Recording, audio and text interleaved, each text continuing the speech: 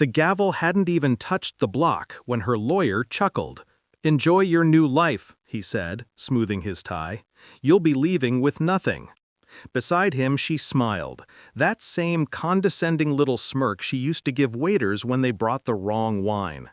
"You should have been a better husband," she whispered, loud enough for the courtroom to hear.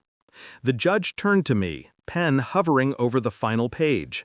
"Mr. Lawson," she said, "do you have any final words?" I smiled, calm, precise. "Actually," I said, leaning forward, "yes, I'd like to." 6 years earlier, the first time I saw Claire, she was laughing, really laughing, in a coffee shop near the courthouse. She'd spilled espresso on her blouse and shrugged it off like it didn't matter. I loved that about her then. She was wild, unfiltered, magnetic. I was steady, careful, predictable. We filled each other's gaps, or so I thought. Our life built itself quickly. House, car, vacations that looked better in photos than they felt in person. I worked late at the firm. She said she understood.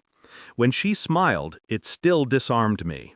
When she said she loved me, I still believed her. The cracks didn't show all at once. They never do. It started with her phone, face down during dinner. Then weekends with friends that ended with perfume I didn't recognize. She'd started humming again, a soft tune I hadn't heard before, the kind people hum when they're thinking of someone else. The first undeniable sign came on a Tuesday. A message flashed on her laptop while she was in the shower. I didn't mean to look, but it stayed on the screen long enough. "Can't wait for Friday." Same room? The name beneath it wasn't mine.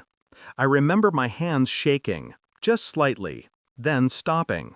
I didn't confront her, didn't yell, didn't break anything. Instead, I copied the message, closed the laptop, and went for a walk. That was the night I stopped being her husband and started becoming her consequence. The next few weeks, I studied her, not with love, but with precision. Every lie she told was cataloged. Every absence, every receipt, every whisper on the phone. I stopped reacting. I just watched. She thought she was winning. That was her mistake. She didn't know I was the one who set up the joint accounts, or that the company she thought was ours was, legally, mine, registered under a holding name she never noticed on the paperwork. She didn't read fine print. I did. When she finally filed for divorce, she looked almost triumphant. Her lawyer, slick, self-assured, arrogant, made demands that would have gutted a lesser man. Half the assets, the house, my savings. I nodded through it all, signing where needed, silent as they carved me apart on paper. Because I already knew. The paper wasn't real. I'd spent months shifting accounts, rerouting funds, selling assets quietly. Every transaction legal. Every trail clean. I liquidated my company's shares into trusts she couldn't touch.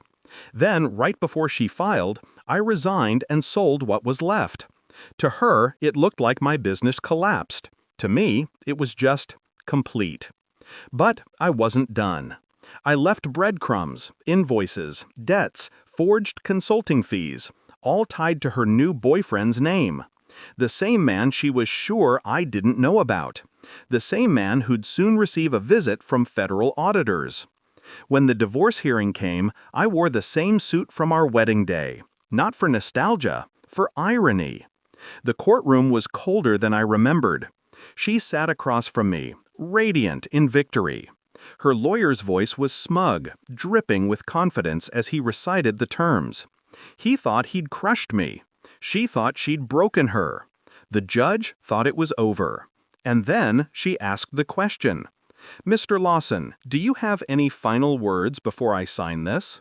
That's when I smiled. "Actually, yes," I said, standing. "I'd like to make a clarification." The lawyer frowned. "Clarification?" "Yes," I said evenly. "Regarding the assets you're dividing."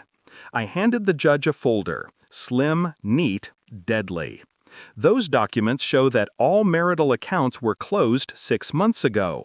The company listed under my name was sold, legally, properly, and fully. The funds have been distributed into trusts outside the scope of this case. And, as for the house, I paused, looking at Claire. It's not mine anymore. I signed it over to my sister last month. She was generous enough to let me stay there until the hearing. It is, I said, everything documented, everything filed. Claire's hand trembled. You can't do that. Oh, I can, I said softly. You should have been a better wife. The judge cleared her throat. Given these documents, the court recognizes there are no remaining marital assets to distribute. Her gavel struck. Divorce finalized. Just like that. Outside, she chased me down the courthouse steps, heels clacking like gunshots. "What did you do?" she hissed. Eyes